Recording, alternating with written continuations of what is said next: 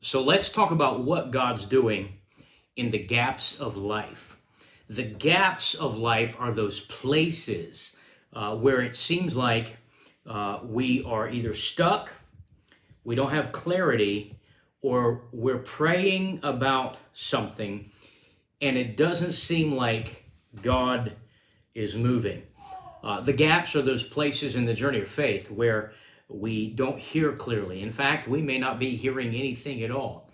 As we've been in our series on Abram and Sarah, I want to throw out a couple of key facts about their journey that are really important for us to consider as we move in a transition towards hope, as we believe and pursue that even in the gaps in our journey, we are moving towards something greater. So a couple facts that I want to throw out. So when you look at Abraham's journey from Genesis 12 to Genesis 21, those are the 25-year period, a quarter of a century between the time God speaks to Abram in Genesis 12 and tells him to leave where he's always done life for 75 years, 7.5 decades. He's had family and business. He's built a life where he is. But Abraham is a model for us about the journey of faith and about moving towards something greater. So God says to him, I want you to move. In those 24 years are covered from Genesis 12 to Genesis 21, the 25 years, sorry.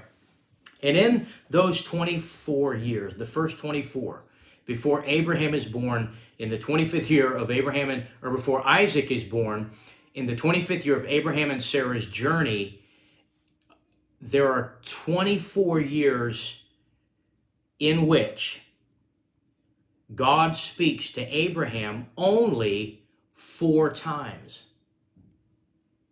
Beginning in Genesis 12 to Genesis 20, God speaks to Abraham 4 times. That's an average, watch this, of once every 6 years. So what does Abraham do in those gaps? That's what I'm talking about. The gaps between when God speaks, God moves. You have a sense of direction, clarity, certainty. You have a sense of progress in your life. The gaps are the places where the seasons and the scenarios and the stuff that we're dealing with feels like we have no perceptible movement. So in the gaps, we sense a being in a place spiritually, emotionally, mentally, in our thought life, in the scenarios that we are doing life with, we're moving towards something. But we can't see it because our perception becomes inhibited in the gaps, those places in between when we're just not sure what's happening. And it doesn't seem like, in a way that's tangible to us, that God is communicating in a way that gives us clarity in the uncertainty. See, when God communicates with us, no matter how he does it, when God communicates, we have clarity in the middle of the uncertainty of our gap. So again, let's take it back. Once on an average, this is just an average it out, it's a great way to be able to think about it, is on an average once every 6 years. So if God's showing up to Abraham every 6th year and giving him an experience, an encounter, direction, and instruction, God communicates with Abraham, and it builds his confidence, it reinforces his sense of certainty that he's moving in the right direction. So let me ask you today, are you in a gap? How you can diagnose that, yeah, I'm in a season, this season is, I feel like I'm in a gap in my life, is because you're reaching for clarity and certainty that you are moving. You're indeed, number one, moving towards something greater, but second, that you are moving in the right direction. You see, when God communicates, communication is confirmation that we're moving in the right direction. And not just that, but more importantly, that God is indeed moving us to something greater, and that our journey has meaning and purpose, that we are not just biding our time until our time is up, but that we're actually moving by God's intention to a place of intention. And so what I came to tell you today is that the gaps of the journey are intentional. There are times when God intentionally only gives you what you need when you need it. In the gaps is when God has given us in a previous moment or season, God's given us something. God gave us what we needed when we needed it, and now we're moving through a gap where it seems like we're having to flesh some things out, walk some things out, make progress without sensing his presentness, if you will. So again, once every 6 years. So Abraham is having to navigate that 6-year gap after God would engage him, give him clarity, confirmation, affirm him. God is meeting multiple needs in those experiences in Abraham's life at very deep and powerful levels. As a man of faith, as a husband, as a businessman. But here's what's unique about that. Those are pretty good gaps. That 6-year gap's pretty tough. But yet Sarah never hears from God until year 24. So Abraham's got a 6-year gap. Sarah, her whole life feels like and looks like a gap. God never talked to her. He always talked to Abraham. And Sarah had to walk in what Abraham had experienced. She's having to lean on Abraham's leadership. She's having to trust his wisdom as he navigates his own gap, while there's a greater gap in her life, because while God's not saying anything, she's wrestling and struggling with her barrenness, out of which, you know the story, we've been talking about it, Ishmael's born. My point with all of that is that every one of us have significant gaps in our life, the in-between places, as it were, where we're having to trust that God is going to give us what we need when we need it. And there are some seasons in the journey of faith, the journey of destiny, pursuing whatever it is. I talk a lot about pursuit because, God's just taught me, that's a passion of my heart, that God has taught me that he has built us in his image. And as such, God as a creator, we are called to create. We're built to create. And we have an aspirational element, an aspirational dimension to who we are. And Sarah has the aspiration of being a mother, but because the gaps in her life are so long and so intense, and she's having to lean on others while she's in a massive gap herself. She tries to lean on Hagar. She tries to lean on her own understanding. It's interesting, how Proverbs chapter 3 tells us to trust in the Lord with all our heart and not to lean on our own understanding. But when we're in the gaps like Sarah was, and they're significant, and the barrenness and the lack of fruitfulness that we experience in the gaps of life, in those places between perceptible movement, between perceivable progress, between the outcomes and the answers we're reaching for, we get challenged greatly in the gaps of life. And so it's in those gaps, when we go through that a little bit, that we come to understand, and this is where I really want to camp out for a moment. We really come to understand that there are indeed some seasons when we're reaching for something.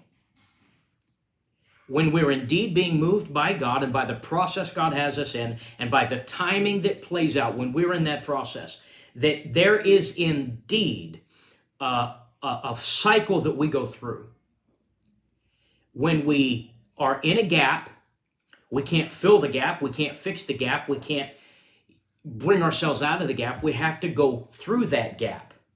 And when we're there, what God will teach us is that he will give us what we need when we need it. I want to tell somebody today, you may be in a gap in your life. It may be long. It may be an Abraham gap. It may be several years. For some, it may be several decades. Sarah never hears from God Seriously, Sarah never hears God speak to her until she's 89 years old in Genesis 19. She's having to lean on other people in her own gap. Lean on Abraham, lean on Hagar, as I mentioned. And that's where many are right now. You're having to navigate the gaps in your life while leaning on other people.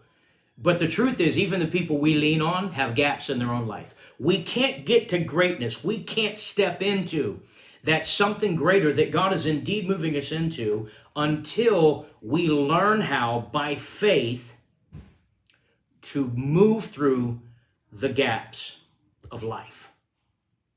And just as surely as you go through that gap, you're going to emerge into the something greater that gap was preparing you for. Everything God does, he does in timing, positioning, and with intention.